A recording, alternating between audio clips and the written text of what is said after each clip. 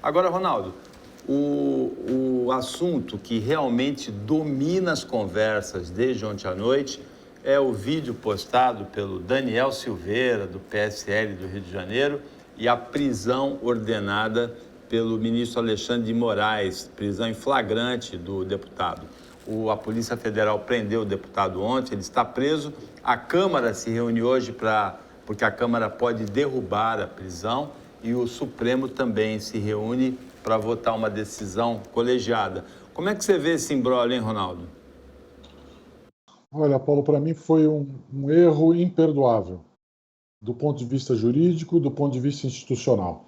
Do ponto de vista jurídico, primeiro porque a prisão em flagrante é extremamente duvidosa, né? Se isso é um flagrante, nós estamos colocando em risco aí uma série de outras garantias constitucionais que existem para o cidadão comum. Então, por mais tenebrosa, horrorosa que tenha sido aí a fala do deputado, usar isso para fazer a prisão em flagrante, para mim, foi uma falha jurídica. Mas o mais grave de tudo, Paulo, é ter criado na figura de uma pessoa nitidamente desequilibrada, uma pessoa que está com um discurso totalmente radicalizado, de violência, de ódio, foi criar nessa figura um mártir, possivelmente uma suposta vítima que vai dar voz a milhares de pessoas que têm essa vontade também de esculhambar a democracia, esculhambar as instituições, as regras do sistema, enfim, colocar o que a gente preza mais como garantias individuais na lata do lixo, né? Porque hoje o Supremo tem uma encruzilhada terrível. Se mantiver o deputado preso, eles criam esse mártir e ainda podem criar dúvida quanto à legalidade dessa prisão, o que seria terrível para a principal corte brasileira ter a sua capacidade técnica sob dúvida.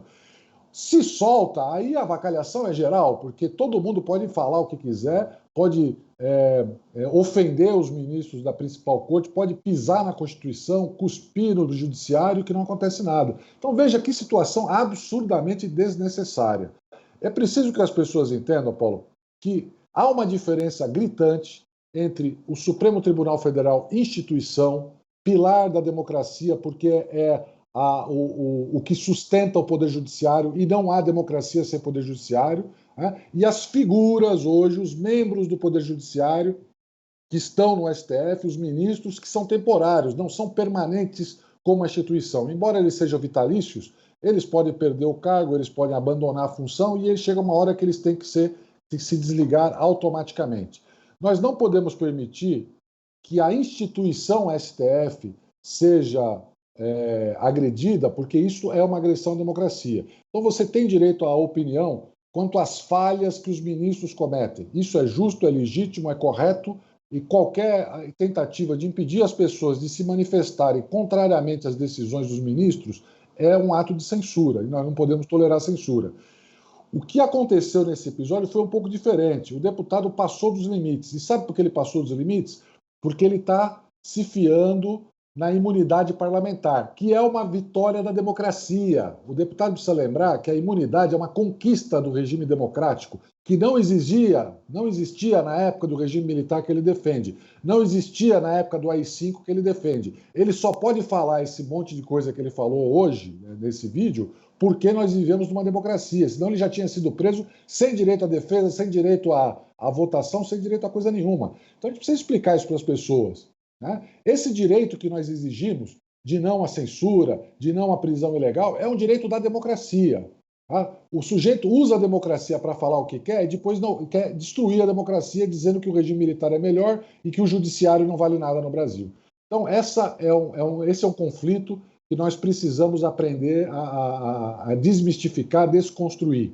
E lembrar que a principal culpa da existência desses ministros que cometem falhas é dos presidentes da República, que indicaram esses ministros lá. Entre eles, o atual presidente da República. Quando o atual presidente assumiu o cargo, com a popularidade que ele tinha, com o apoio popular que ele tinha, ele podia ter apresentado uma emenda constitucional modificando a maneira como os ministros do Supremo são indicados. E o que ele fez? Ele fez a mesma coisa que todos os outros presidentes. Indicou um ministro que lhe agradava, que provavelmente vota com as ideias dele, que é o que ele achava que era o melhor. Ou seja, cometeu os mesmos erros do passado. O mesmo Supremo que eles criticam hoje é fruto da forma como eles são escolhidos, que o presidente concorda e fez igualzinho aos outros. Antes da opinião do Marcelo Pavão, vamos acompanhar um trechinho da fala do deputado Daniel Silveira. Vai lá e prende o general do Exército, quero ver. Eu quero ver, Fachin, você, Alexandre de Moraes, Marco Aurélio Mello, Gilmar Mendes, o que solta os bandidos o tempo todo, né? Toda hora dá um habeas corpus, toda hora, né? Vende um habeas corpus, vende sentenças, né? Compra, né, o cliente. Opa, foi preso narcotráfico? Opa, manda para mim, eu vou ser o relator.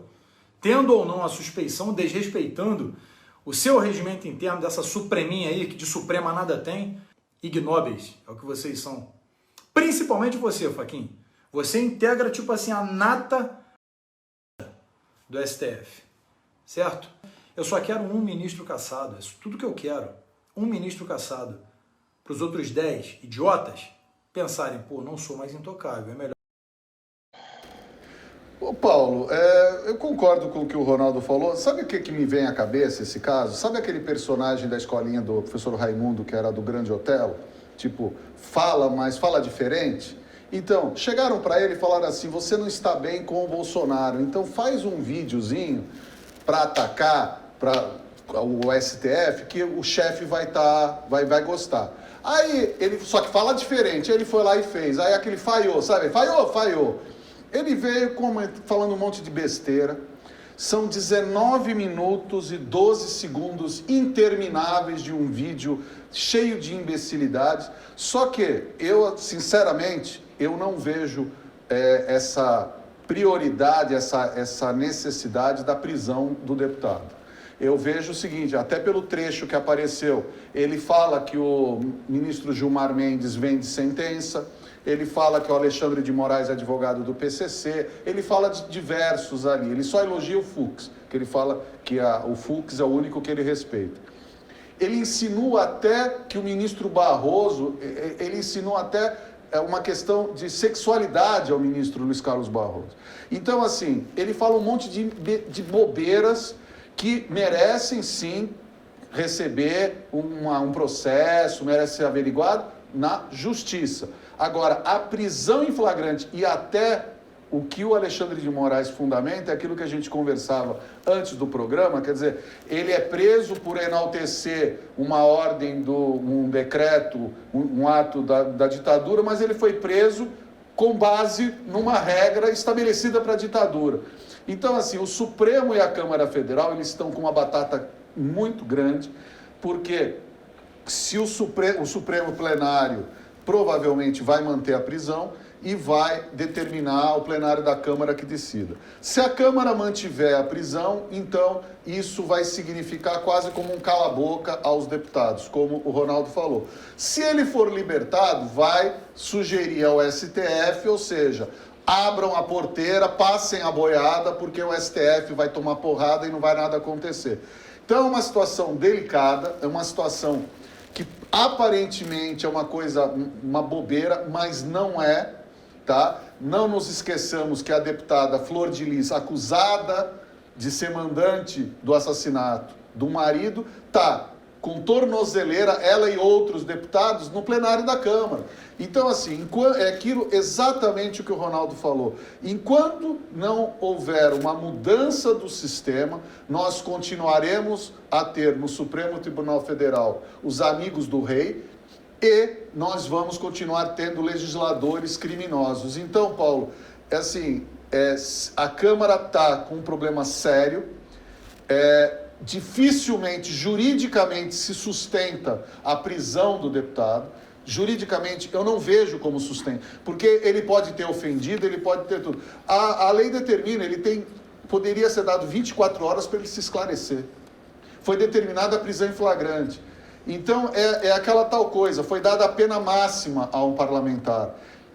O Supremo, na minha opinião, exagerou, ele exagerou, e a Câmara agora ela vai ter que descascar esse abacaxi indigesto, porque não é apenas liberar ou não. E a gente precisa voltar no tempo que, em 2015, o então senador Dulcídio do Amaral foi preso em flagrante porque foram divulgadas mensagens onde ele dizia que ele queria acobertar o andamento da Lava Jato em alguns processos, ou seja, ele ia atrapalhar a justiça. Então, onde que a gente chega? O deputado Daniel Silveira, na minha ótica, pela questão mais política do que jurídica, ele vai continuar algum tempo na prisão e vai ser libertado por um habeas corpus daqui a pouco. Vamos acompanhar esse caso e eu concordo que a batata que está nas mãos da Câmara e do Supremo é uma batata fervendo.